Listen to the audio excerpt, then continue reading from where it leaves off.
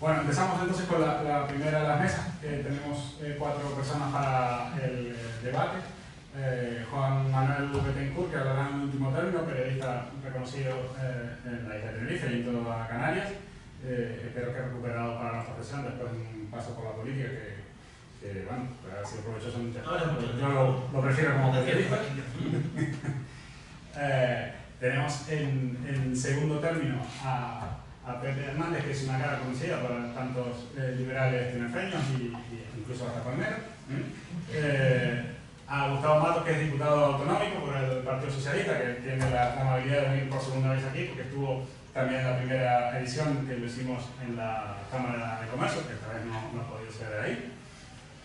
Y a mi lado Federico Fernández, que es miembro del Austrian Economics Center, que es la entidad organizadora del roadshow en toda Europa, en esas 40 ciudades, como dijo Arturo, y que tiene una vida a ambos lados del océano, entre Austria y Argentina, y ahora más bien entre Polonia y Argentina, que es el que va a empezar a partir de ahora. Vamos a tener unos turnos de entre 5 y 10 minutos, no más cada uno.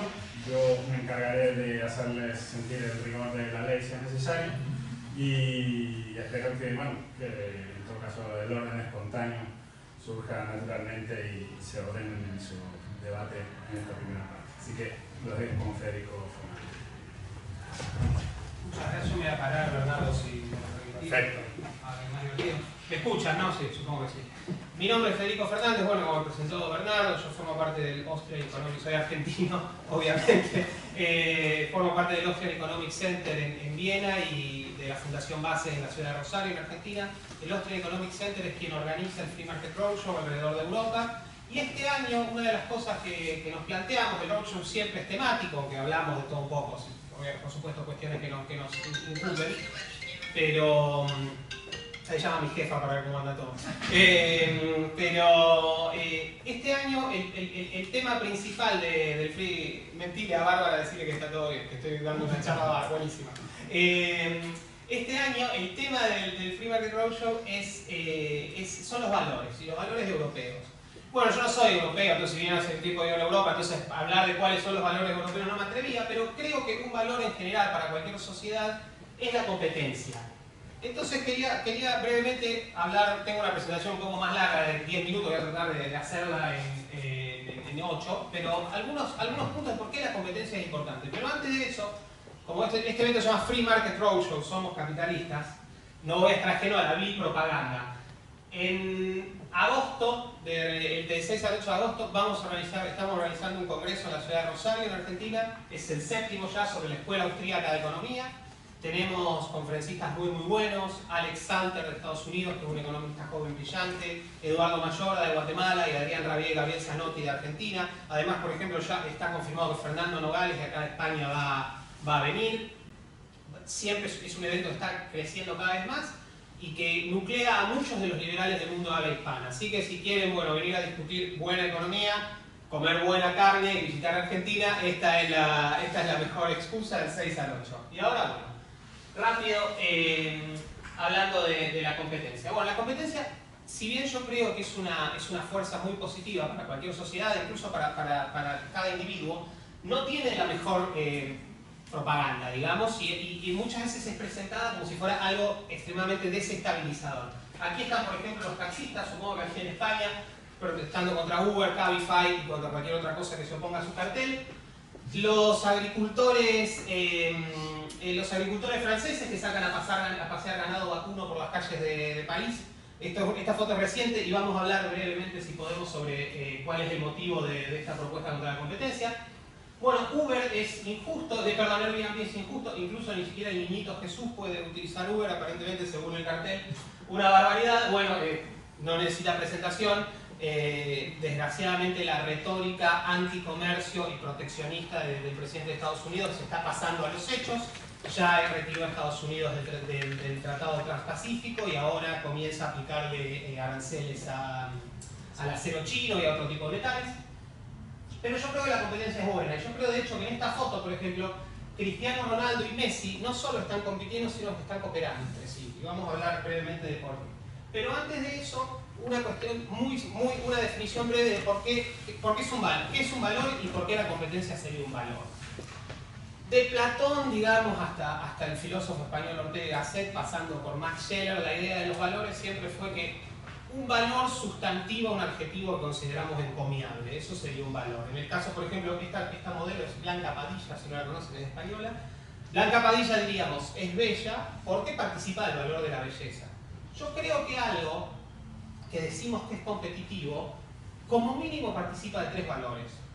Participa del valor de la buena economía, participa del valor de la autosuperación humana, si queremos, y también participa de la cooperación. Y vamos a ya voy 4 minutos. El ejemplo que yo quiero usar, voy a hacer la mitad de mi presentación, tiene que ver con el fútbol europeo. Para no hablar, por supuesto, yo estoy hablando de la competencia económica y de la competencia, por supuesto, no violenta, o sea, si nos matamos, eso ya no sale del ámbito que estoy definiendo. Pero el fútbol nos presenta una visión muy interesante de por qué la competencia es tan buena y tan positiva. Los mejores equipos del mundo están aquí en Europa. Esto es, perdón, está solamente el Real Madrid, porque bueno, son los que son más campeones de cada liga, por eso cada logo representa eso. El fútbol europeo trata de atraer a los mejores entrenadores, por supuesto, y también a los mejores jugadores. Y cuando consiguen a esos jugadores, tratan de cuidarlos de la mejor manera posible. Y eso ha tenido resultados muy, muy positivos. O sea, no solamente los jugadores cada vez ganan más dinero y viven mejor, sino también, o sea, las grandes estrellas, sino también jugadores no tan buenos, incluso los mediocres. O sea, yo estoy seguro que el lateral derecho de un equipo de mitad de tabla española gana mucho más de lo que ganó Maradona, por ejemplo, y ni hablar de lo que ganó Pelé. Y respecto del caso de Maradona, esta foto es del Mundial de Italia 90. Algunos de ustedes no habían nacido para Italia 90, pero muchos de ustedes sí. Y no es hace tanto, pese a todo, no es hace tanto. Maradona empezó este Mundial, había cumplido hacía poquito 30 años. En ese momento, solo hace 4 años, lamentablemente no va a funcionar. Este era un GIF, funcionaba, era todo el gol de Maradona en los ingleses. Pero bueno, no funciona porque está en PDF la presentación. 4 años antes había hecho ese gol maravilloso y había sido campeón del mundo. La película de la FIFA, la película oficial de la FIFA del Mundial 90, lo presenta a Maradona como el viejo maestro de Argentina. Y eso era muy común, o sea, finales de los 80, principios de los 90, un jugador de 30 años estaba al borde del retiro. O sea, era muy común que jugadores de 31 o 32 años se retiraran. Eso cambió completamente. Hoy vemos la mayor parte de las estrellas más consagradas que tenemos hoy jugando en el más altísimo nivel, tienen todos más de 30 años. Por supuesto, el caso más llamativo, del que de hecho se está hablando mucho ahora, es el de Cristiano Ronaldo, pero no es el único. Hay muchos jugadores, de hecho la mayor parte de los goleadores actuales de cada una de las ligas europeas, la mayor parte tienen más de 30 años. ¿Y esto por qué es? Esto es porque el ambiente ultra competitivo de las ligas europeas ha hecho que todo mejore. Por supuesto, la aplicación de la medicina en el deporte ha mejorado muchísimo. Lesiones que antes te terminaban la carrera ahora se curan en 3 meses. La alimentación de los jugadores es muchísimo mejor. La introducción de tecnología, GPS, cómo moderan las cargas, muchísimo. No soy un médico deportólogo, he hecho un poco de investigación, les puedo mandar un montón de artículos al respecto de todas las mejoras y cómo la vida útil de los jugadores, digamos, se ha estirado muchísimo y pueden estar en el más altísimo nivel durante muchos más años. Pero además, la competencia hace otra cosa que es muy importante. Todo jugador profesional, yo me arriesgo a decir, que quiere ser la estrella del Real Madrid, del Barcelona, del Paris Saint-Germain, del Manchester United, de ese tipo de equipos. Pero hay solo un puñado que lo logra. ¿Y por qué? Porque son los mejores, diríamos. Sí, eso es obvio, pero ¿por qué son los mejores? Y yo creo que estos tres, por ejemplo, Neymar, Messi y Cristiano, son los mejores porque superan exitosamente 2 tipos de presiones competitivas. Por un lado, la presión competitiva de enfrentar miércoles y domingo a los mejores equipos y normalmente vencerlos. Son muerte de equipos que los vencen. Pero además de individualmente destacarse más que las estrellas de los demás equipos que quieren estar en este lugar. Y ellos lo saben. O sea, Cristiano Ronaldo es buenísimo mientras meta goles de chilena como metió el otro día. A los 2 meses que no hace eso, Florentino Pérez lo llama, le da la mano y lo manda a jugar al Odense. Y ellos lo saben y triunfan revalidan los títulos competitivamente todas las semanas. Esto hace, digamos, que el punto principal de esto es que logra poner a cada uno en su sitio, como diría el jurista olviano, dar a cada uno lo suyo. Ellos están ahí porque son los mejores. Y como son los mejores, triunfan y están donde tienen que estar, en un lugar donde no todos pueden estar. Y esto que les estoy describiendo futbolísticamente, lo describió el filósofo Kant en un libro muy interesante, Idea de Historia Universal desde una visión cosmopolita, con la metáfora del bosque. Y con esto me parece que voy a cerrar, pensé que estoy por la mitad. Vas bien, no te preocupes. Ok. ¿Qué nos dice la metáfora del bosque? Que ahí la pueden leer. La metáfora del bosque es muy sencilla. Un árbol en la llanura perdido crece torcido, chueco, bajito, con las ramas todas torcidas. En el bosque tenemos los árboles tienen que competir por aire y por luz y por espacio también. Entonces logran el máximo de sí mismos. Tenemos estos árboles erguidos, rectos, altos, que llegan casi al cielo. Estos árboles en el bosque, si me permiten continuar con la metáfora, no solo están compitiendo entre sí, también están cooperando, porque la competencia nos permite no solamente pelearnos, si se quiere, por conseguir algo, sino también cuando compito con otro, ese otro me está ayudando a mí a dar lo mejor de mí mismo y a convertirme en la mejor versión de mí mismo. ¿Cuánto tiempo? 3 minutos quedan. Ok. Entonces, ese es un rol de la competencia que es muy, muy importante. Hay enemigos de la competencia, por supuesto. Bueno, acá esto lo voy a saltear, pero el primer ministro francés, desgraciadamente, está boicoteando un acuerdo que puede ser muy positivo entre la Unión Europea y el Mercosur para libre comercio. Y ahora un punto más. ¿Qué pasa? Ustedes me dicen, ok, todo lo que vos decís tenés razón, pero ¿saben lo que pasa? Nosotros no queremos competir. Y de hecho, algo así ha sucedido. En un evento ya del Free Market Roadshow hace unos años con Terry Anker, que es un emprendedor americano que es muy, muy bueno, él hizo una encendida defensa de la competencia en Grecia, en Salónica, en una universidad, y cuando terminó de hablar, uno de los profesores levantó la mano y le dijo: lo que usted dice está muy bien, pero nosotros los griegos, se atribuyó la representación de todos los griegos, pero bueno, no importa, los griegos no queremos competir. Los griegos nos gusta la buena vida, nos gusta estar tranquilos, estar relajados, no queremos competir, no queremos estar todo el tiempo pensando en cómo optimizar procesos, digamos. A lo que Terry Anker le contestó: eso está perfecto. Vos, si querés, no compitas, pero vos no me podés prohibir a mí no competir con vos, y ahí vas a tener un problema muy grave. Y ese es un punto importantísimo, porque ¿qué sucede? Si vivimos en sociedades libres, nosotros no podemos digitar ni decidir cuáles van a ser los objetivos y las metas de los demás. Y si nosotros no podemos digitar ni decidir cuáles van a ser esos objetivos y metas, necesariamente vamos a tener que competir. Además, agreguémosle que vivimos en un mundo de escasez. Como decía, creo que es Thomas Sowell, la primera lección de la economía es que hay escasez. La primera lección de que hay escasez. La primera lección de la política es olvidar la primera lección de la economía. Pero al margen, vivimos en un mundo de escasez, hay bienes escasos, tenemos que competir por esos bienes también y por emplearlos de la manera más eficaz posible. ¿Cómo podemos escapar de la competencia? Entonces, únicamente a través del uso de la violencia.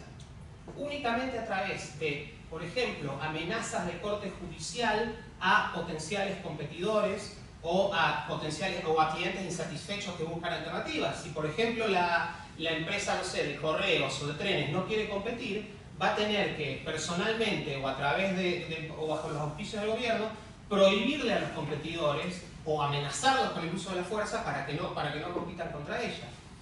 Solamente a través de la coerción podemos evitar, en una sociedad libre, solamente a través de la coerción podemos evitar vivir en un contexto competitivo.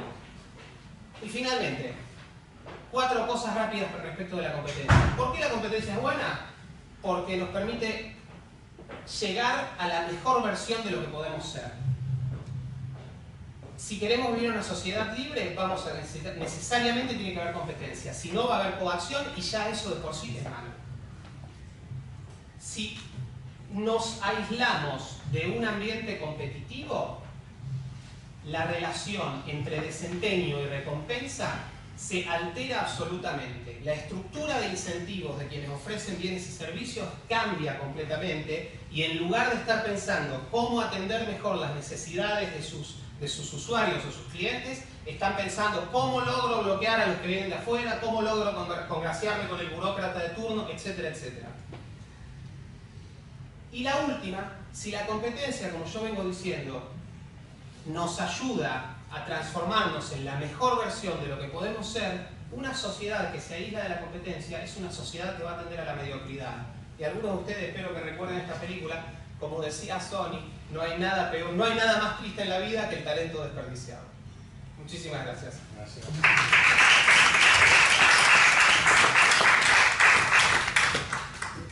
Bueno, Pepe, adelante entre 5 y 10 minutos a tu elección, ¿no? Buenas tardes, yo también voy a intentar agotar mis 10 minutos. Gracias a los organizadores, a los patrocinadores. Bien, en estos 10 minutos voy a intentar justificar, porque el panel de hoy se titula La ingeniería social versus la ética de la libertad. Yo me he centrado y preparado la ponencia centrándome en estas ideas. Luego voy a intentar justificar que la libertad es un bien y la ingeniería social es un mal. Estamos en el plano ético. Lo ético, la ética es una ciencia normativa que lo que intenta decirnos es qué cosas son buenas para nuestra vida y deberíamos hacer acciones, y qué cosas son malas para nuestra vida y que deberíamos evitar, es decir, omisiones. Esa es la ética. Obviamente sobre la ética no hay un acuerdo universal, pero en general podemos acordar que la libertad está generalmente considerada como un bien, es un bien ético. Hablemos ahora de qué es la libertad.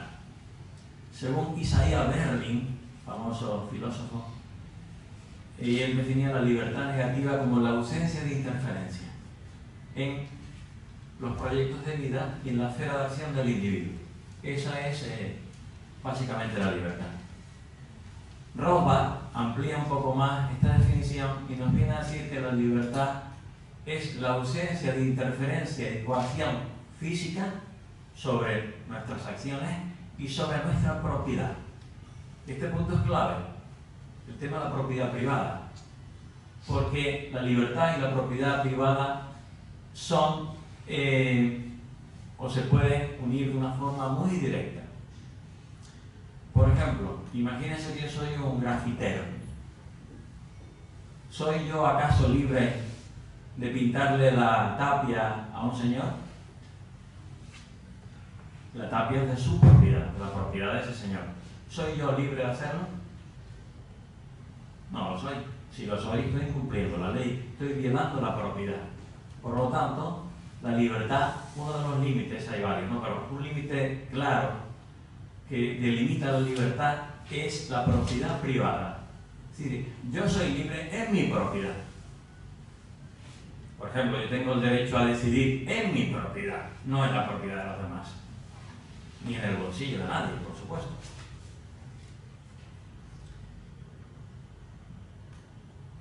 Bien, existe, digamos que también lo contrario de la libertad es la esclavitud. Existen formas de esclavitud. Una esclavitud total sería la esclavitud de los antiguos, que una persona nacía y moría esclavo. Hay otras formas de esclavitud. Por ejemplo, el servicio militar obligatorio, el soldado conscripto que no desea ir es esclavo del Estado durante un año o el tiempo que esté en filas.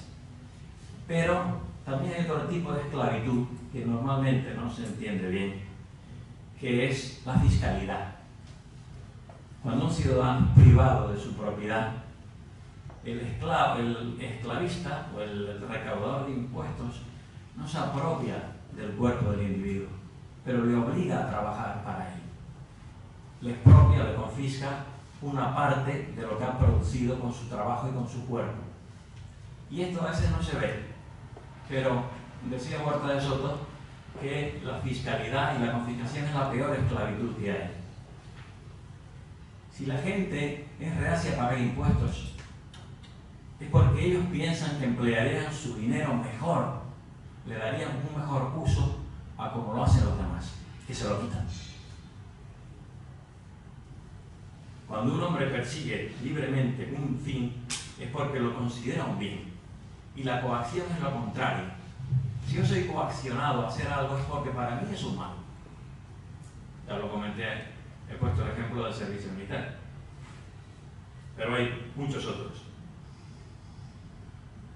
Si alguien se ve forzado a realizar un intercambio, por ejemplo, a consumir un servicio que no desea, también ello, para esa persona, es un mal. Por ejemplo, consumir un servicio público que no deseo, que no lo valoro, o que el precio se me impone unilateralmente por parte del que ejerce el poder. Ahora hablemos del ingeniero social. Es una metáfora, pero voy a intentar caracterizar este personaje. El ingeniero social se cree un ser superior al resto de sus congéneres, a quienes utiliza instrumentalmente para obtener sus fines. El hombre no debería ser tratado como si fuera una maquinaria o una herramienta o como si fuera un animal que se puede sacrificar. Por ejemplo, estoy acordando de que en las pasadas Navidades se obligaba a los madrileños a circular por determinadas calles, no sé si era la calle Preciado, en una única dirección. Y yo pensé, ¿acaso somos ganado? ¿Acaso somos animales? ¿Qué problema hay en que la gente circule en las dos direcciones? Por lo tanto, lo que vemos que el ingeniero social hay un afán de controlar y de imponer la conducta a las personas. La herramienta favorita del ingeniero social es la legislación, es decir, el boletín oficial. Le encanta. Y mediante el boletín oficial impone sus mandatos coactivamente al resto de la población. Obviamente, el ingeniero social no es tonto y siempre pretende legitimar sus actos. Para ello se apoya en la opinión de expertos, científicos, profesores universitarios, todos, por supuesto, la nómina del Estado, obviamente. A veces también emplea con mucha profusión las estadísticas, las encuestas de opinión, que siempre van en la línea de sus fines, justifican con expertos lo que posteriormente o previamente han decidido imponer a los demás. Como pueden ver, todo ello muy objetivo. Derecho y legislación son cosas distintas. El derecho es una institución consuetudinaria, noble, ¿verdad?, que ha rendido enormes beneficios a la humanidad. La legislación es algo bien distinto al derecho. La legislación es particular, es cambiante, ocurrente, reactiva y sobre todo arbitraria. Especialmente lesivas para la libertad son las leyes de género, que violan los principios fundamentales del derecho. Algún día nuestra sociedad mirará con vergüenza las leyes que tenemos actualmente, que violan la presunción de inocencia y la igualdad ante la ley. Las cuotas, el control de la natalidad, la legislación laboral, la impunidad sindical, los incentivos de tal o cual sector de actividad pública, el sector económico, perdón, el control de precios, la inflación, los monopolios, etc.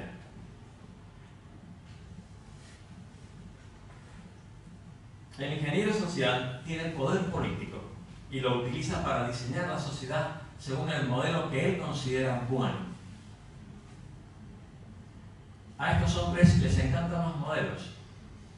Tienen un modelo educativo que nos quieren imponer a todos. Tienen un modelo económico que nos quieren imponer a todos. Tienen un modelo turístico. Tienen un modelo ecológico, energético. Hay miles de modelos y todos nos los quieren imponer. La prueba de que necesitan la coacción es que esos modelos no son tan buenos. Si fueran buenos, la gente no necesitaría que se les obligara a cumplirlo bajo un mandato, bajo ley y bajo la amenaza de la coacción, es decir, la sanción. Bien, ¿qué reclama la ética de la libertad? La ética de la libertad lo que reclama es que la ingeniería social se retire y nos deje respirar y nos deje vivir. Nosotros no queremos un modelo, queremos que haya, como comentaba Federico, miles de modelos en competencia y que yo pueda elegir el modelo que a mí más me interesa como consumidor. Si a mí no me obligan a elegir un modelo de zapatos o de camisa o de corbata, ¿por qué me tienen que imponer un modelo de cosas que son todavía mucho más importantes? Como es la educación, el consumo de muchos bienes esenciales. En fin, en definitiva, lo que reclama la ética de la libertad es un mercado de ser fair, verdaderamente libre. Lo que tenemos ahora es una cosa mixta, híbrida, con múltiples modelos en competencia, y que sean los individuos los que libremente elijan sus propios fines y sus propios medios. Muchas gracias.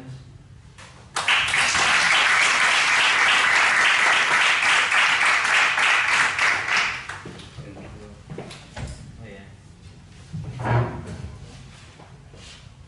Sí, buenas tardes a todos y a todas. No pensé que me invitaran por segunda vez después de la working, pero creo que ni yo soy tan encargado ni ustedes se aburrieron tanto, ¿no?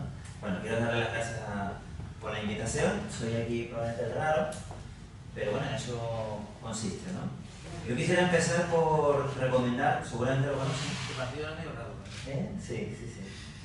Me gustaría empezar por recomendar un libro que seguramente ya conocen, pero para que no lo conozcan, es un libro titulado Sapiens, de animales a dioses, un libro escrito por un sociólogo llamado Yuval Noah Harari, que me parece fascinante. Es un libro probablemente de los mejores que he leído en los últimos años. Tiene una segunda parte que no he leído, pero que pienso leer. Lo digo porque es conveniente, cuando tenemos debates como este, que las cosas en los últimos miles de años, la humanidad no han ocurrido, en fin, de forma inmediata. No nos bajamos de los árboles o hemos salido de las cuevas y pasamos de ser una sociedad nómada a una sociedad de agricultores recolectores, y posteriormente todos los cambios sociales que se han ido produciendo de una manera, en fin, antes de ayer, ¿no? Parece que vivíamos una especie de idilio en libertad, y de pronto se reunieron unos señores, conspiraron en secreto y nos pusieron unas normas y crearon un Estado, y de pronto todos somos, digamos, una especie de víctimas de una conspiración. No es verdad. Las cosas han ido ocurriendo porque la humanidad, en la evolución social que se ha producido desde que dejamos de ser cazadores nómadas, pasamos a una sociedad de agricultores recolectores, y de ahí surgieron las civilizaciones hasta la actualidad, han ido pasando porque los seres humanos han querido que pasen, simplemente. Y las primeras organizaciones nacen desde los momentos más, digamos, primigenios del ser humano. Desde que los cazadores recolectores decidieron estabilizarse y empezar a organizarse, ahí empezaron a surgir las formas de organizarse. Ya habría, probablemente, como los acaban de denominar, ingenieros sociales, pero ya existían desde entonces. Miren, desgraciadamente, esto que se plantea, que sobre el papel parece, digamos, razonable, no lo es en la práctica, en ningún caso. Desgraciadamente, ponía el ejemplo del fútbol, la competencia. ¿Quién no está de acuerdo con la competencia? Obviamente. La competencia es lo que ha hecho, la competencia tecnológica. Yo creo que los grandes cambios en las sociedades se han producido más por las revoluciones tecnológicas que por las revoluciones políticas. Las revoluciones políticas van después de las tecnológicas, esa es mi opinión. Cambia más el mundo probablemente esto que, en fin, que una revolución con un fusil en la mano, ¿no? Ha cambiado más el mundo esto, para bien o para mal, que 1000 revoluciones. Después vienen detrás las revoluciones jurídicas, legales, la forma de organización, después de que hay un salto tecnológico. ¿Por qué digo esto? Porque la competencia, por supuesto, que es sana, porque además va en el ADN del ser humano competir. Desde que nacemos competimos. Pero claro, se produce un salto desde que éramos cazadores hasta que nos convertimos en recolectores. Ponían antes el ejemplo del fútbol, me parece que es el peor ejemplo posible. Por varios motivos. Uno, porque hay reglas. Cristiano Ronaldo no puede meter el balón con la mano. El partido dura 90 minutos. Si te tiran te empujan en el minuto 93, o que sea el 93, dentro del área, es penalti. Clarísimo, por cierto. Penalti claro. Hay una regla, porque si no sería otra cosa. Entonces, dentro de la competencia que sana, tiene que haber un cierto reglas de juego. Cuando no existen esas reglas de juego o se incumplen, los perjudicados somos todos. Competencia sí, pero con alguien que marque las reglas del juego. Decía antes, quien me persiguió en el uso de la palabra, que quiere tener una amplia, como consumidor por ejemplo, un amplio abanico de servicios al que poder decidir, al que poder elegir. Desgraciadamente lo que estamos viendo es que eso no es así. El capital tiende a concentrarse. El capital, desde el punto de vista real, tiende a concentrarse. Las leyes antitrust y las leyes que, digamos, garantizan la competencia son viejísimas, no las inventaron comunistas locos, ¿no? Las leyes antitrust más importantes se inventaron en los Estados Unidos, en fin, para parar el imperio del petróleo de Rockefeller, ¿no? No lo inventaron bolcheviques con un fusil en la mano, ¿no? Las leyes antitrust, los primeros que inventaron las leyes para regular la competencia fueron los norteamericanos. Y esto es una realidad, porque al final, si no, el capital tiende a concentrarse y al final el capital tiende a imponer. Entonces no hay libertad. Si al final, en vez de 25 bancos a los que yo le puedo ir a pedir un crédito, se me quedan en 3 y pactan los precios, o las gasolineras. Si en Tenerife hay 25 gasolineras, se ponen todos de acuerdo y mañana la gasolina es 0,95, la cobran a 3 euros, pues la tendremos que comprar a 3 euros. Y eso es libertad, ¿no? Eso no es ninguna libertad. Alguien tiene que regular que no hagan trampa y que compitan limpiamente entre ellos. Y cuando ponías antes el ejemplo del fútbol, también hay que, digamos, contemplar otra cuestión. Primero, digo que pone mal ejemplo porque si ha habido un sector más que subvencionado y ayudado por el poder público es el fútbol. No sé en otros países, pero en España desde luego, con donaciones de deudas a la hacienda, a la seguridad social, recalificaciones de terrenos, operaciones urbanísticas para remodelar campos de fútbol, para, en fin, un alcalde tiembla si al día siguiente tiene una manifestación de hinchas delante de la puerta de su ayuntamiento porque el equipo puede descender. Es decir, el fútbol no es un buen ejemplo, pero fíjense que falta una pata, que a mí me parece importante. Competencia sí, garantizar que esa competencia sea limpia para que no perjudique la libertad de elección y luego que el que se quede atrás no se quede tirado. Que el que se quede atrás no se quede tirado. Ponías el ejemplo del fútbol. Pues... que no lo entendiste, entonces no lo uses más. No lo habré entendido, pero soy muy futbolero. A lo mejor es que ustedes más de Messi y yo soy más de Cristiano y por eso no lo entiendo. Pero yo soy muy futbolero. Muy futbolero. Y hay una cuestión, los futbolistas no dejan a nadie tirado.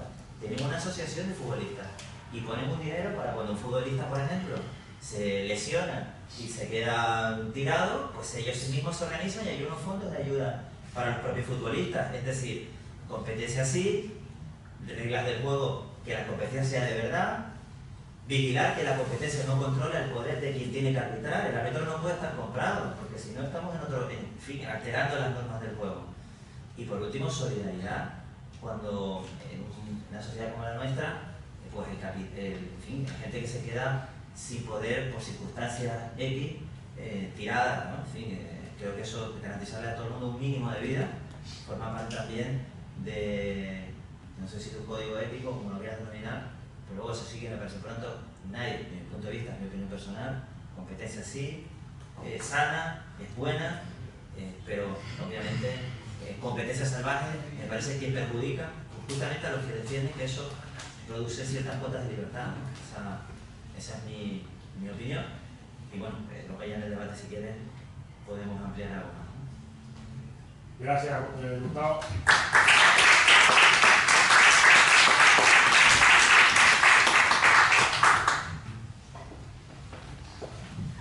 Bueno, buenas tardes, yo me llamo Juan Alberto, soy periodista, soy público. Y bueno, primero quiero agradecer la invitación porque me resulta un poco sorprendente, para mí es un foro nuevo, ¿no? Y agradezco por la complicidad de los organizadores a la hora de encontrar abordamos un poco hoy, por ejemplo, un poco sobre una reflexión respecto al asunto del debate, que es muy genérico. Los valores, ¿no? Creo que esto es como dicen perdón por la cita, los marxistas italianos, la construcción política es sobre todo la construcción cultural. Cuestión, por ejemplo, que los señores Podemos llevan muy a gala, ¿no? La fricción, la búsqueda de la fricción tiene que ver con esa batalla cultural que está siempre en el trasfondo de cualquier lucha política, ¿no? Es verdad que en general en el mundo civilizado vivimos una permanente confrontación entre la pretensión de un movimiento político o un ideario de superioridad intelectual, moral o virtuosa respecto a la otra, lo cual deja siempre a las soluciones de síntesis en un mundo que cada vez polarizado en una situación de debilidad o a la defensiva o incluso de indefensión, ¿no? Lo cual está ocurriendo, creo que en general en los partidos centristas de Europa, en particular los partidos socialdemócratas, ¿no? Que son los que están pasando las últimas convocatorias, ¿no? Pero si trasladamos este asunto al debate sobre Europa, que creo que está muy bien, ¿no? Que te digo a la al principio que la reflexión sobre la Europa que queremos y la Europa que compartimos, una idea virtuosa sobre Europa que incluye a Canarias, que incluye a España, como un actor pues, poco influyente en este momento, menos de lo que debía, menos de lo que fue. ¿Es una idea de derechas o de izquierda? Bueno, Aristóteles decía que la política es el arte de lo posible, ¿no? Bueno, traslademos la ecuación a que la política es el arte. Si tuviéramos que equiparar a políticos por pintores, digamos que los fundadores de la Unión Europea, entonces Comunidad Europea del Carbón y del Acero, en el año 53, pues Jean Monnet sería Vermeer, Konrad Adenauer sería Tiziano y Nicola de Gasperi sería Rafael o Tintoretto, ¿no? Es muy contenida, muy perfiles muy... Entonces podríamos afirmar, sin duda, sin temor a equivocarnos, que el concepto de unidad europea, que por cierto, Federico tiene esta experiencia, digamos, de presidencia, nace en Centro Europa, realmente, nace en Centro Europa en el periodo de guerra, ¿no? Pero se desarrolla luego, bueno, a través de los 6 estados fundadores. Es una idea democristiana, sin duda, ¿no? Dado el perfil de estos ilustres de la política que he citado, que quizás tenemos en falta hoy, personalidades de ese calibre, sobre todo por pensar que cualquier tiempo pasado fue mejor y que encima nosotros que somos jóvenes y que no vivimos en esa época, bueno, la nostalgia más grande es la no vivida, porque como es no vivida es perfecta, la podemos modelar a nuestra. Entonces podemos pensar que aquellos años de la posguerra fueron unos años ejemplarizantes, probablemente lo fueron, ¿no? Bueno, comparar en la política italiana a De Gasperi, que por cierto hay una iniciativa para canonizarlo, que es el segundo santo político, después de Tomás Moro, ¿no? Compararlo con Berlusconi, lógicamente es progresivo. Claro. Comparar a Coolidge con Donald Trump, ¿no? No tiene nada que ver, ¿no? Entonces, de la expansión de la Unión Europea, la proyección más allá de una unión económica o digamos un mecanismo económico de libertad comercial para evitar una nueva guerra, pues ya no es una idea tan democrática cristiana, ¿no? Es una idea de síntesis, donde hay una participación muy activa de la socialdemocracia, ¿no? Donde a lo mejor Felipe González sería, no sé si Velázquez, pero sí Sorolla, como mínimo, ¿no? Y donde Helmut Kohl sería claramente Rubens, ¿no? Excesivo y brillante, ¿no? Por tanto, a mí me interesa el debate sobre una sociedad virtuosa. A mí no me resulta, personalmente como ciudadano, no me resulta suficiente apuntarla a una corriente política concreta. No creo en la superioridad moral de las ideas del liberalismo, de las ideas de la derecha o del conservadurismo, si las representan determinados personajes que pueden estar en la mente de todos. No creo tampoco en lo contrario, ¿no? Creo en el capitalismo, sí creo en el capitalismo, pero creo en la democratización del capitalismo. Este es un concepto que ha desarrollado mucho un pensador brasileño, no sé si lo conocen, es socialdemócrata, se llama Roberto Mangabeira, ¿no? Fue ministro con el gobierno de los gobiernos de Lula y fue profesor de Derecho a Harvard, ¿no? Eso me lleva a la reflexión sobre España. España es un país mejor que sus gobernantes. No es solo por porque digamos que bueno, los gobernantes son muy malos, están todo el día saliendo en la tele, se inventan másteres, los imputan, los llaman a declarar, cobran comisiones, esta baraja permanente, ¿no? Y este ruido permanente de los medios de comunicación, que luego al final hablaré un poco sobre ello, ¿no? Sino por una cuestión conceptual, ¿no? España podría ser una república de iguales, aunque fuera una monarquía, ¿no? Pero España es un país que, a pesar de que extrae a sus élites políticas de la base de la ciudadanía, de los militantes y los cargos públicos de los partidos que están traídos, bueno, de una, vamos a decir, relativa meritocracia, es decir, no es un gobierno de herederos. Sin embargo, está muy condicionado por una cosa que dijo Husserl, pero yo no estoy de acuerdo con todo lo que dijo Husserl, sí estoy de acuerdo con una cosa, que es que el boletín oficial en España, en Canarias, importa mucho. Y los redactan que lo redactan. Y no son ni los funcionarios públicos ni los gobernantes. Los gobernantes tienen una influencia muy grande. O sea, para mí, la extensión del capitalismo, creo que en ese sentido, algunos países de Latinoamérica nos pueden enseñar cosas, tiene que ver con el premio a la iniciativa individual, con la responsabilidad individual, que es compatible con la colectiva, y otra colisión permanente de responsabilidad individual con la colectiva, y yo no la comparto. Creo que una es derivada de la otra, no podemos ignorarla, y lo voy a explicar basándome en mi experiencia como cargo público.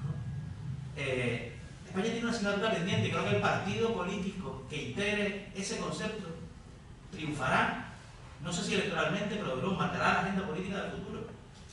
Es decir, aquí la solución no es más o menos capitalismo, sino buen capitalismo, capitalismo meritocrático, capitalismo de la innovación, un capitalismo de esa permanente intromisión de determinadas corporaciones, básicamente las economías reguladas, básicamente las financieras y las eléctricas, las energéticas, en las decisiones que se toman en el Consejo de Ministros. Eso es una asignatura pendiente que la sociedad española y la política española no ha afrontado. Y no la ha afrontado desde ninguna de las dos aceras, porque seguimos viendo a los dirigentes de los dos partidos mayoritarios ocupando los sillones de determinadas empresas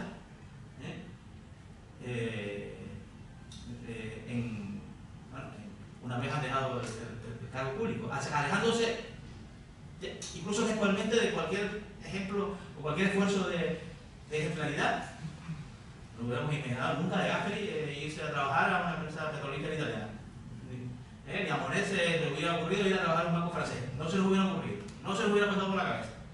Bueno, ese asunto creo que es un asunto relevante, en el sentido de que tenemos que poner desde una escena ideológica o de otra, en mi opinión, todas las bases suficientes para construir una sociedad más virtuosa, con un gobierno más virtuoso que el que tenemos.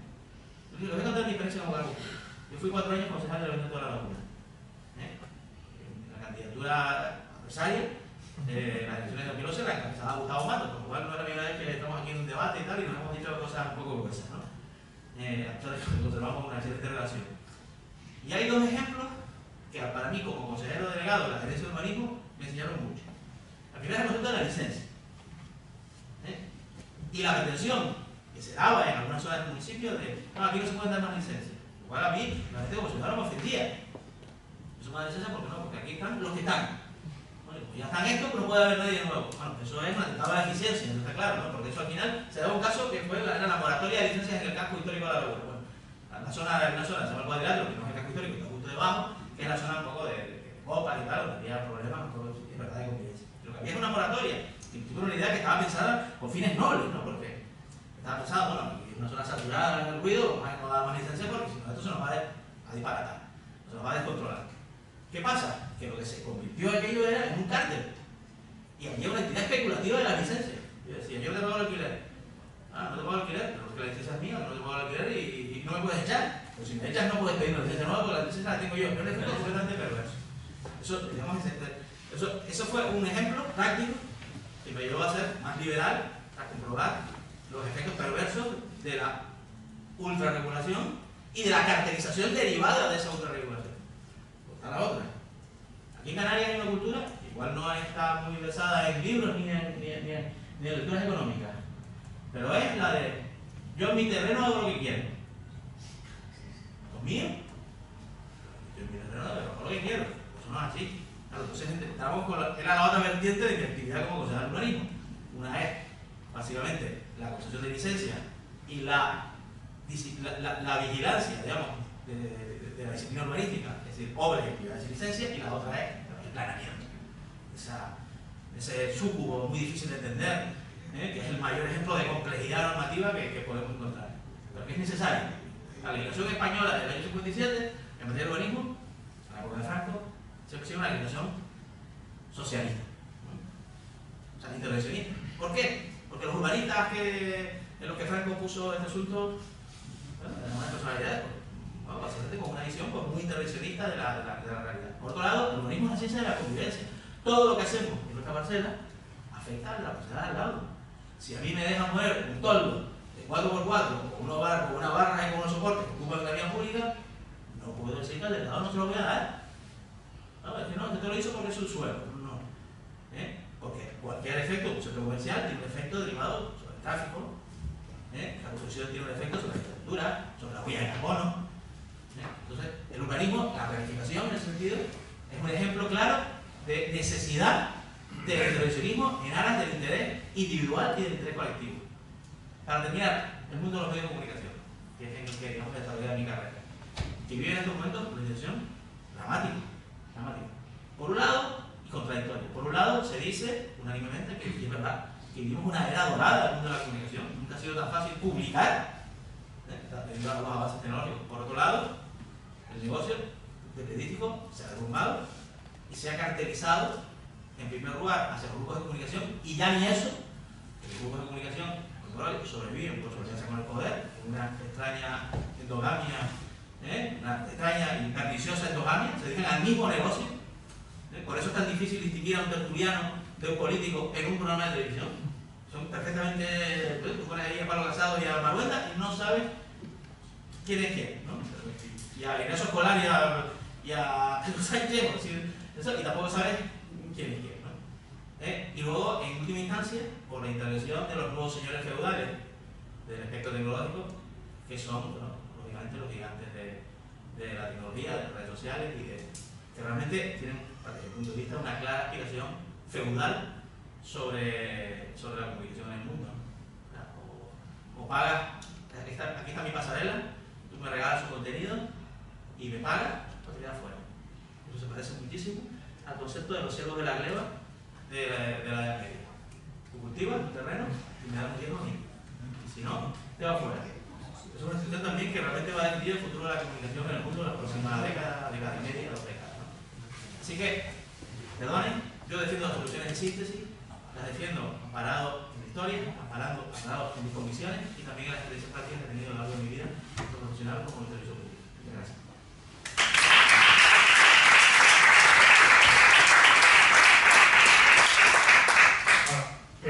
Hacemos un mini turno para cada uno, seguramente va a haber réplica, la cuestión futbolística hacia Gustavo es lo primero me parece, así que empezamos. No, mira, el fútbol lo vamos a dejar, yo creo que fue bastante claro lo que yo quise decir. Además yo soy argentino, Argentina perdió 6-1 con España, mejor ya no salir del fútbol. Yo lo que diría es muy interesante cómo cierta parte del espectro político combate enemigos que no existen y no combate los que verdaderamente existen. Y vos fijate que se dijo, por ejemplo, que el capital se concentra. Eso, bueno, viene de Marx o de antes. Cuando uno ve la lista de las empresas más importantes en la mayor parte del mundo, las de hace 20 años no son las que tenemos ahora, las de hace 40 años no son las de hace 20 y así. O sea, ¿dónde está Panam, por ejemplo? Bueno, Apple estaba al borde de la quiebra hace 20 años, hoy es una de las empresas más importantes del mundo. Los relojes suizos eran como los más importantes del mundo, hoy Apple vende más relojes que toda Suiza combinada. O sea, a ver, donde hay competencia, bueno, ni hablar la superabundancia por falta de regulaciones que hay de aplicaciones y de ¿por qué hay muchas más aplicaciones para salud que empresas farmacéuticas?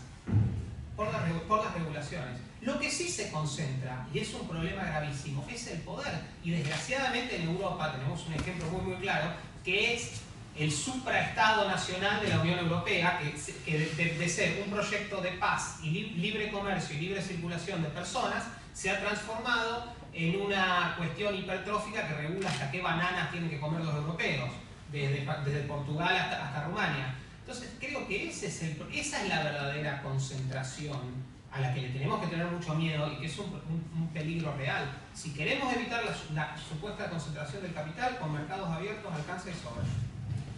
No sé si Pepe ha gustado. Sí, no, yo sé que no. Felipe ha puesto un ejemplo que en Canarias es muy doloroso, ¿no? Sí, justo apuntó al plátano. Claro. En Canarias sí decimos que sí queremos que los europeos decidan qué bananas deben consumir los europeos. ¿Por qué? Porque consumen las nuestras. No, consumen las nuestras. ¿Y por qué es cierto que no podemos describir la batalla entre el platanero canario y Monsanto, United Fruit o Chiquita como una batalla igualitaria? Porque no lo es. Porque no lo es. De ahí la adopción de medidas, digamos, de corrección, que básicamente es verdad, es un modelo no eficiente, hay que decirlo, de compensación de renta a las pérdidas que provoca ese escenario de liberalización, porque es verdad que antes la banana europea no entraba, o sea, la banana latinoamericana no entraba en Europa.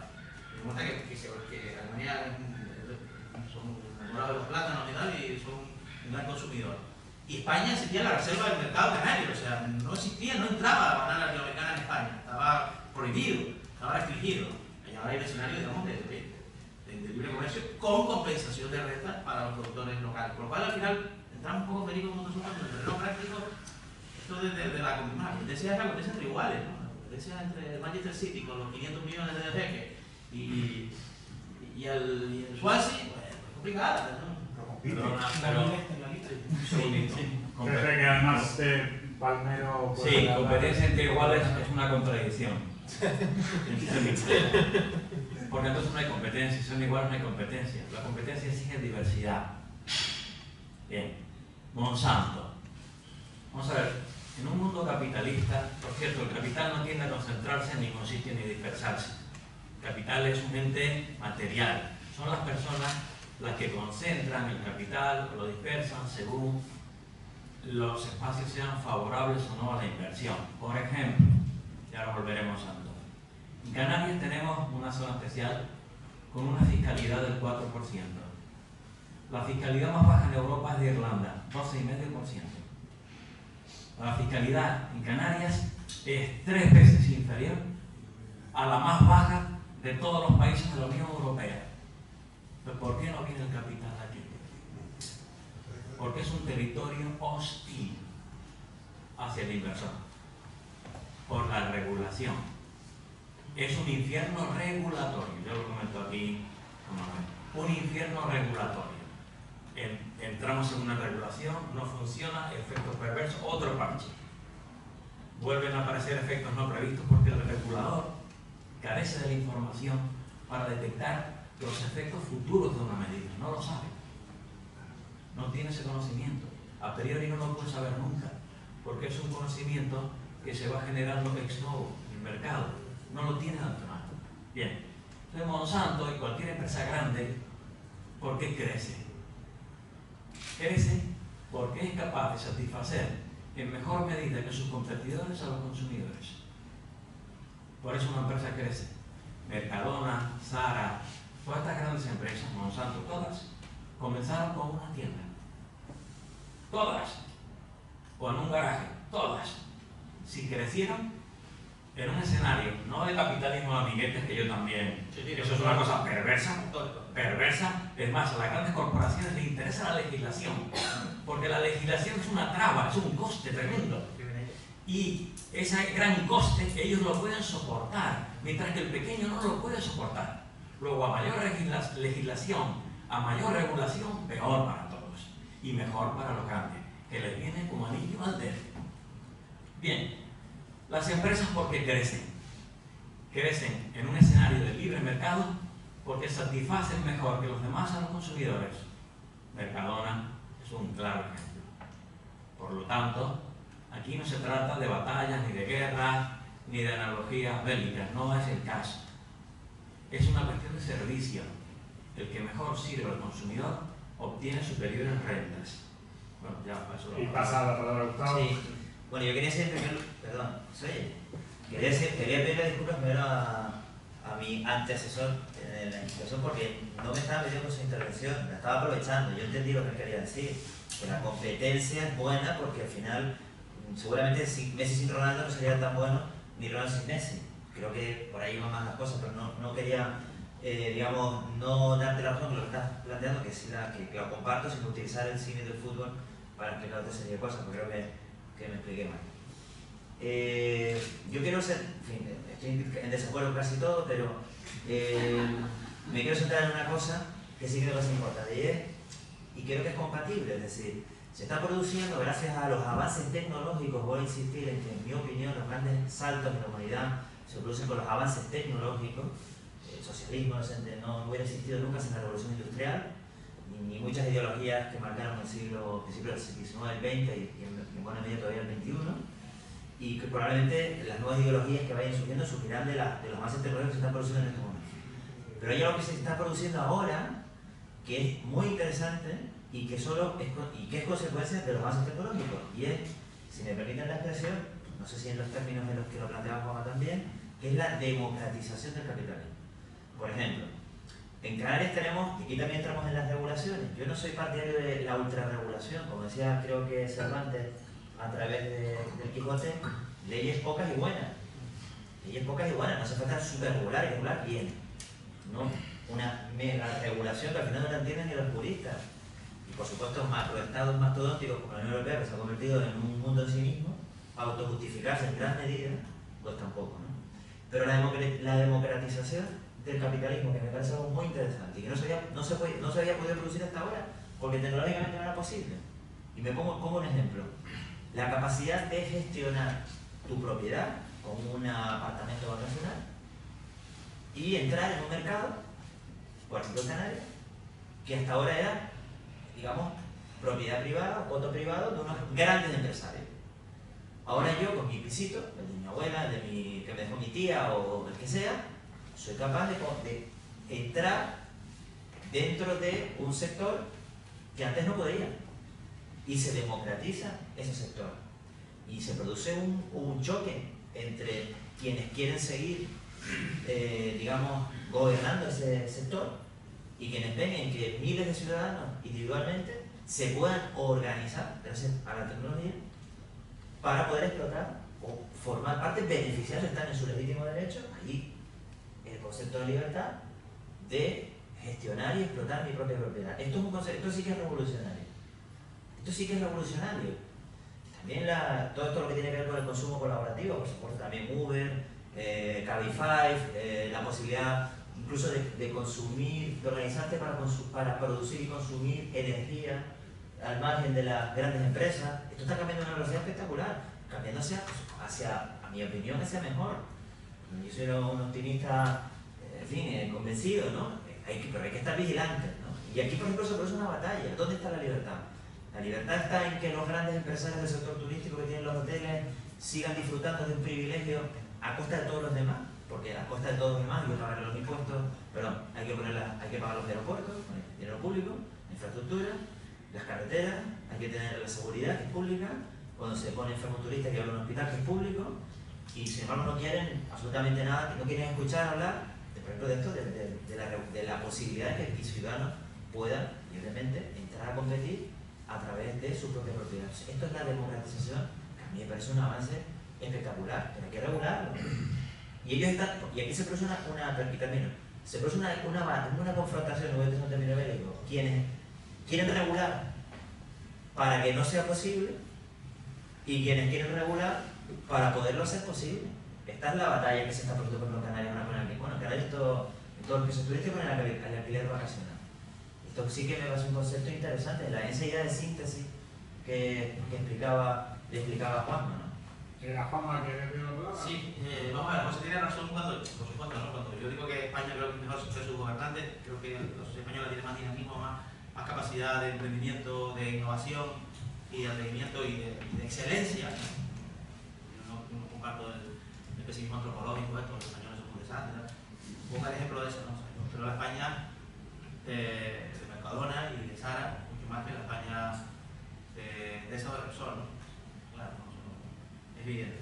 Y me interesa mucho el debate sobre el futuro de Europa, ¿no? Y a mí es verdad que yo comparto un poco ese diagnóstico, porque es bastante obvio, ¿no? Por los datos de la mano, sobre la hipertrofia de la Unión Europea, sobre su nivel de sofisticación y de capacidad para la regulación. El problema que encuentro, y la verdad es que sí lo someto un poco a la consideración de ustedes, es que cuando veo quiénes son los directores de la Unión Europea, tal y como tal, me asusto. Bueno, te digo yo en Polonia, ¿no? Si si la antítesis a la hiperregulación funcionarial de la Unión Europea, en este concepto de verdad despersonalizado que he lanzado, es la derecha polaca o el gobierno de Hungría o la nueva derecha holandesa o la señora Le Pen, pues la verdad que, oye, es una mejoría, que se dice Canarias, ¿no? Yo creo que está claro, o sea que la pérdida de credibilidad y de vigencia y de pasión del modelo europeo le pone el trabajo fácil a sus adversarios, a sus contrincantes, ¿no? Al final, yo recuerdo unas declaraciones justo antes de las elecciones que ganó Syriza en Grecia, no soy simpatizante de Syriza, que decía, no, es que tienen que ganar los buenos, porque es que... Y las declaraciones que hizo el que entonces era eurodiputado, hoy ministro de Cultura, Íñigo Mentevigo, yo creo que han tenido muchas veces en entrevistas por eurodiputado, muy buen tío, y decía, no, es que tienen que ganar los buenos, no los malos. Y tenía muy clara la dialéctica hasta de los buenos y los malos. Syriza a los malos y Nueva Democracia a los buenos. Bueno, los buenos colocaron el país como está. Eso no se puede negar. No se puede negar que el chavismo es consecuencia de algo, lo cual no justifica el chavismo. Es consecuencia de algo, es un precedente. Podemos nada de eso en ese momento, ¿no? Creo que la falta de pulso, la falta de pasión democrática, la falta de virtud en los gobiernos europeos convencionales son la esquina que abre la puerta a los nuevos populismos que están creciendo peligrosamente en Centro Europa, peligrosamente en algunos estados fundadores y de momento no en España. Federico, algo sobre... ¿En España no? Al público. Sí, en Italia no. ¿A quién? ¿Arturo? ¿Consideras que sí? ¿Que no hay populismo? No, ¿consideras que los nuevos populismos Lo que pasa es que aquí- antieuropeos, bueno, sí, bueno, podrías criticar a Podemos en ese sentido, sí, es verdad, sí. Lo concedo. No, es verdad que no ha salido en España un partido antieuropeo, digamos, del espectro ideológico de la derecha, ¿verdad? Pero lo concedo, ¿verdad? Sí, Podemos en ese sentido sería el exponente de un movimiento antieuropeo, ¿no? Antieuropeo me resulta difícil definir. Antieuropeo. Bueno, es antisistema, anticapitalista, anti todo, vamos. Bueno, antieuropeo. Vamos a ver. Lo concedo. Es lo que se llama los enemigos del fin de la historia. Cuando Fukuyama en el año 90 dice, aquí se ha acabado la historia, ya no hay lucha dialéctica entre el modelo soviético El modelo liberal y el modelo... Exactamente, la democracia liberal y el modelo internacional. Y estos tipos, Podemos, Syriza y... bueno, Orban no tanto, pero lo que dicen es, no, esto no puede ser. Yo no me encuentro identificado en este modelo y aquí tiene que venir otra cosa. Sí, Movimiento 5 estrellas en Italia. Apoyado, por otro lado, por Movimiento 5 estrellas en Italia con la Liga Norte, que es la antítesis de sus valores, pero que están ambos, digamos, de acuerdo en ese aspecto. Sí, te lo concedo, lo tienes razón. Federico. No, a ver, yo lo que creo es lo siguiente, yo no me gusta hablar mucho de cuestiones muy extremadamente europeas, porque como no soy europeo me parece un poco fuera de lugar, pero Eres europeo, vives en Europa, eres europeo. Bueno, muchas gracias. Y eso es que o Europa es eso o qué. En cualquier caso, yo soy un enamorado del proyecto europeo, pero del proyecto europeo original de los padres fundadores de Europa, que eran todos católicos también, y todos demócratas cristianos. O sea, yo de eso sí, de un proyecto de libre comercio, de libertad de movimiento de personas, libertad de movimiento de capitales, de servicios, eso era perfecto. La actualidad de la Unión Europea, como dijiste vos, ha ayudado le hace el juego a sus enemigos. Es desgraciadamente, o sea, son las dos. Philip Pagus, que es un economista alemán que vive aquí en España, tiene una muy buena explicación de la tensión que hay dentro del proyecto europeo entre el proyecto demócrata cristiano y el proyecto más socialista, uno encarnado por los alemanes, digamos, y otro por los franceses, y desgraciadamente, últimamente parece que los franceses van ganando y Europa está cada vez más centralizada, los funcionarios más importantes de Europa se llaman comisarios, como en la Unión Soviética, y tenemos, o sea, tenemos todo este tipo de cosas. Y lamentablemente hay mucha gente que no está de acuerdo, algunos con buenos motivos, porque yo creo que el Brexit ha sido una locura, pero dentro de la gente que apoyaba el Brexit había una facción liberal muy importante que decía que, por ejemplo, los excesos regulatorios de la Unión Europea habían llegado a niveles que eran intolerables. Y en eso tenían un punto. Bueno, y cerramos. Vamos a tomar un café. Muy bien. Bueno, yo soy el optimista. Yo creo que las cosas hay que verlas con ciertas perspectivas. Insisto en que el proyecto europeo está en un momento en el que tiene que redefinirse. nació como una respuesta básicamente a las atrocidades de la Segunda Guerra Mundial y luego como una especie de pacto social, continuó como una especie de pacto social frente al bloque soviético, ¿no?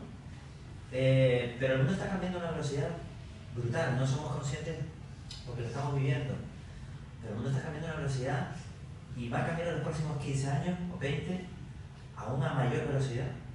En este libro que les decía, el de Sapiens, llega a decir, bueno, no es científico, ¿no? Pero dentro de 15, 25, veamos quizás por un poco más de tiempo, los humanos se convertirán en Occidente en amortales. La vida se prolongará, la ciencia médica va a una velocidad que prácticamente moriremos estrictamente de accidentes traumáticos, pero la nanotecnología, la nanomedicina va a una velocidad. Sí, correcto. Vamos a una velocidad. Entonces, la Unión Europea, ante esto, el mundo se está pronunciando de diferentes formas. Vemos que Estados Unidos, como está viendo, en mi opinión, de una respuesta miedosa hacia lo que está ocurriendo. Y la Unión Europea simplemente no tiene respuesta. Y este es el gran reto ahora. Con una cierta perspectiva, quiero decir, los europeos llevamos matándonos directamente los últimos 1500 años. Y la Unión Europea, a pesar de cómo está, que yo creo que tiene un reto por delante, sigue estando, con un poco de perspectiva, no estamos tan mal. Es decir, la construcción europea se ha hecho sobre cadáveres, básicamente. Y estamos en un momento de redefinición, pero veámoslo con un poco de... Sí, vamos rápidamente, un pequeño apunte. Entonces, aquí el diputado Gustavo tiene razón en una cosa, como mínimo. Sí. Ahí se lo concedo. La tecnología va muy deprisa, a pesar del gobierno. A pesar del gobierno. Como decía Henry Thoreau, el mercado tiene más elasticidad que el caucho. Y es verdad. Se le ponen palos a la rueda. Uber, no lo dejamos, y venga, y pleito, y no sé qué, y te prohíbo, Cabify, venga, no sé qué, y tal. Y aún así, el mercado se abre camino a pesar de la legislación. Gracias. Para terminar, una cuestión que me inquieta mucho, yo no soy demasiado optimista sobre la evolución de la sociedad futura. La esperanza de vida, la diferencia de esperanza de vida hoy entre el barrio Salamanca y el barrio Vallecas es de 20 años. 20 años son 20 años. ¿Cómo va a afrontar el ser humano la certeza de que para una persona con recursos es posible vivir 160 años y para otro la esperanza de vida son 60? ¿Cómo vamos a afrontar los seres humanos esa fractura sobre todo lo que hemos conocido hasta ahora, que es que el pobre y el rico son iguales en el cementerio? Para mí no tiene que ver con el debate de edad, es una cuestión que afecta mucho a los valores de ciudadanía que vamos a compartir en el futuro. Me parece la cuestión más inquietante de las próximas décadas. Ahí lo dejo. Disculpen.